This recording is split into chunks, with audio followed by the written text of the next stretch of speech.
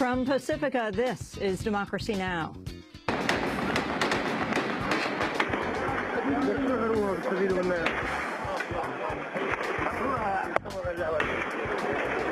The battle for Damascus rages on a day after 3 members of President Bashar al-Assad's top brass were killed in a bomb blast. We'll speak with reporter Dave Enders, just back from Syria. Then a look at Syria's president with Professor David Lesh, author of The New Lion of Damascus. Finally, Rolling Stone's Matt Taibbi on the scam Wall Street learned from the mafia, how America's biggest banks took part in a nationwide bid-rigging conspiracy until they were caught on tape. And we'll speak with Matt about LIBOR. They've been artificially suppressing LIBOR so as not to pay out as much to any investor who has a LIBOR-based instrument. There's $350 trillion worth of investments are based on LIBOR, so they've been gaming the game, essentially. There's really nothing that these guys haven't been involved with. All that and more coming up. Welcome to Democracy Now!, democracynow.org, The War and Peace Report. I'm Amy Goodman. Intense clashes are being reported across the Syrian capital of Damascus 1 day after the bombing that killed 3 members of President Bashar al-Assad's inner circle, including his defense secretary and his brother-in-law. Damascus residents say some of the fighting is now within sight of the presidential palace and near government headquarters. We'll have more on Syria after headlines.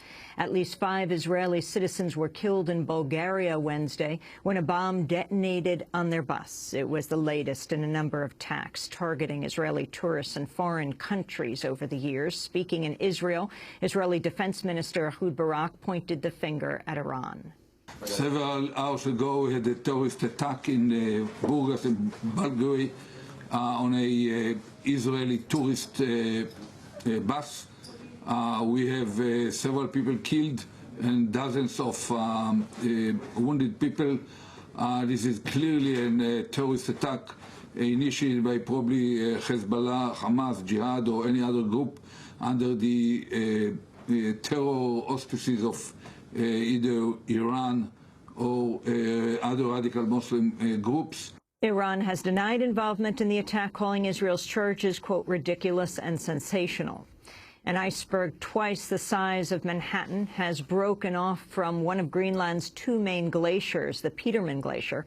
It was the second time in 2 years that parts of the Petermann Glacier have broken off after an ice island 4 times Manhattan's size cracked apart in August of 2010.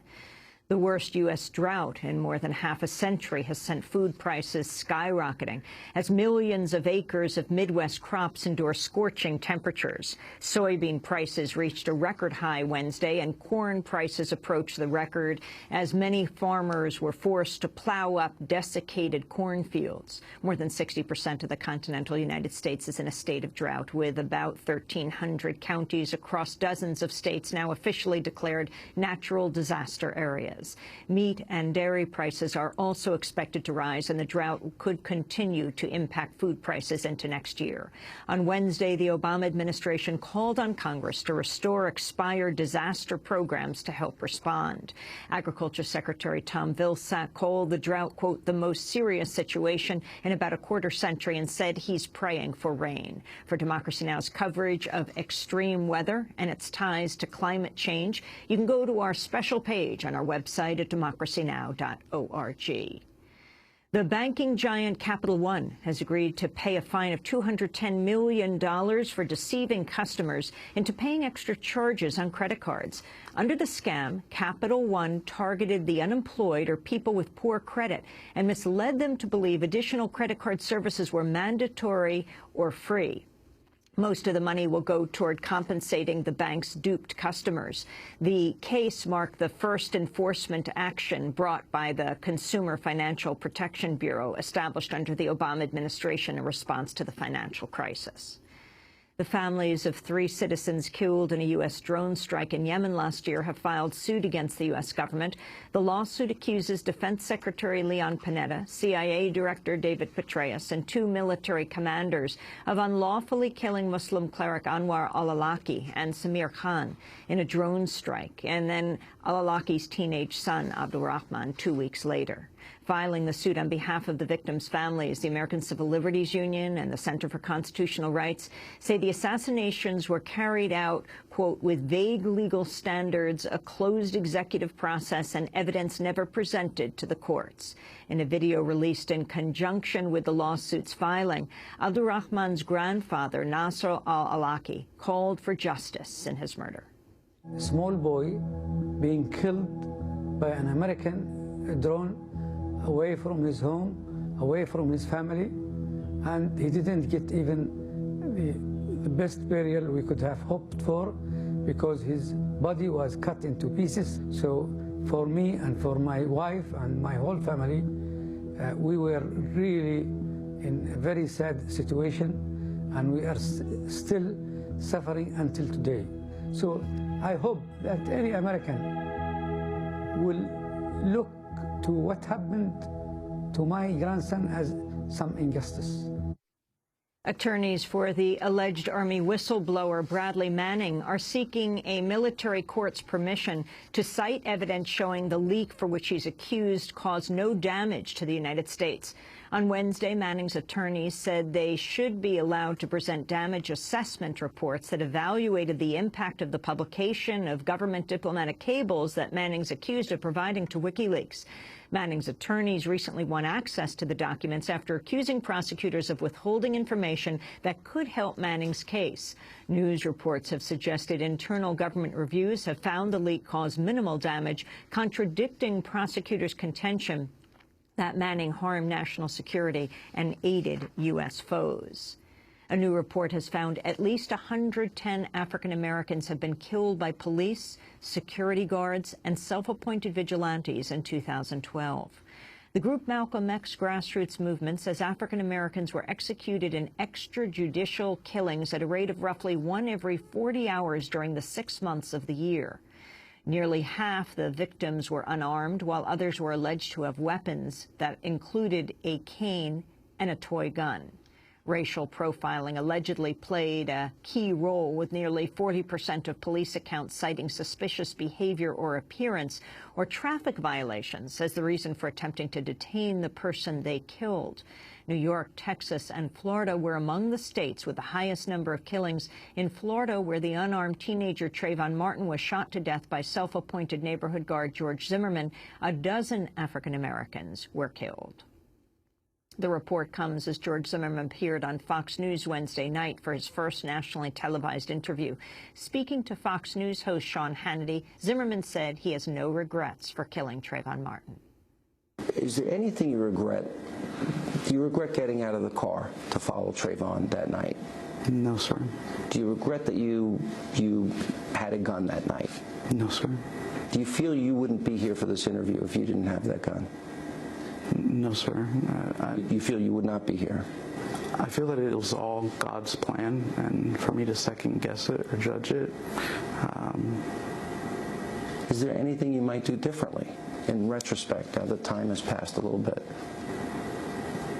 No, sir. George Zimmerman also briefly addressed the new allegations made by a female relative that he molested her for over a decade and that he and his family harbored racist views. In his comment, Zimmerman avoided the molestation allegations directly, but said he finds, quote, ironic that the sole witness to come forward to accuse him of racism is also someone who's accusing him of molestation.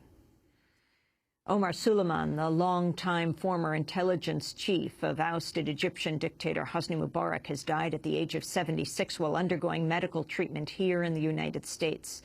Suleiman headed Egypt's intelligence services for more than 18 years and was a close U.S. ally, playing a key role in the Bush administration's extraordinary rendition program. During the Egyptian uprising last year, Mubarak appointed Suleiman as his first-ever vice president. Suleiman later tried to run for president after Mubarak's ouster. A British government panel has ruled a so-called U.S. vulture fund cannot collect a more than $100 million judgment from the Democratic Republic of the Congo. Peter Grossman of the firm FG Hemisphere had claimed the money after spending a fraction of the total to buy up an old debt. He is among a number of vulture investors who've demanded African nations pay over $500 million for old debts for which the investors paid only a few million. But on Wednesday, the British Privy Council granted the Democratic Republic of Congo's appeal of Grossman's award. The case was exposed by investigative reporter Greg Palast last year. You can go to our website, democracynow.org, to see Palast's report. Texas has carried out its first execution using a single lethal drug instead of 3. 33-year-old Yokoman Hearn was killed Wednesday with a dose of the sedative pentobarbital, despite concerns from death penalty opponents that it takes prisoners longer to die with the single drug method. Hearn was killed despite claims by his lawyers he had mental impairments due to fetal alcohol syndrome. He was pronounced dead 25 minutes after the injection began. At least 4 other states, including Ohio, Arizona, Idaho, and Washington, also use a single drug for executions. Earlier this week, Georgia postponed the execution of another death row prisoner as it also prepares to execute prisoners using a single drug. A man who stripped naked at an airport in Portland, Oregon, security checkpoint earlier this year to oppose airport screening measures has been found not guilty of indecent exposure. John Brennan was arrested and charged at Portland International Airport in April when he was pulled aside after going through a metal detector and a pat-down, prompting him to remove his clothes in protest. His actions came amidst mounting criticism over airport security measures, including concerns over the health impacts of full-body scanners used in many airports. On Wednesday, a circuit court judge ruled Brennan's action was one of protest and, in turn, protected speech. A federal judge has sided with efforts by Muslims in Tennessee to begin worshiping at an Islamic center and mosque in Murfreesboro, 35 miles outside Nashville. The Islamic Center of Murfreesboro has come under repeated attacks, including arson and vandalism, and was denied a critical building permit in June. But on Wednesday, Judge Todd Campbell of Federal District Court in Nashville issued an order granting worshipers access to the mosque in time for Ramadan, which begins Thursday. And Democrats organizing the party's upcoming national convention in Charlotte, North Carolina, have quietly stopped calling the host venue by its name, Bank of America Stadium. In fundraising appeals ahead of the September event, Democrats have referred to the site as Panther Stadium, the name it had been before Bank of America purchased the sponsorship rights in 2004. The move appears to mark an effort by the Democratic National Committee to distance itself from symbols of the Wall Street bailout like Bank of America after reneging on a pledge to stage the convention without corporate donors. And those are some of the headlines. This is Democracy Now!, democracynow.org, the War and Peace Report. I'm Amy Goodman. And I'm Juan Gonzalez. Welcome to all of our listeners and viewers around the country and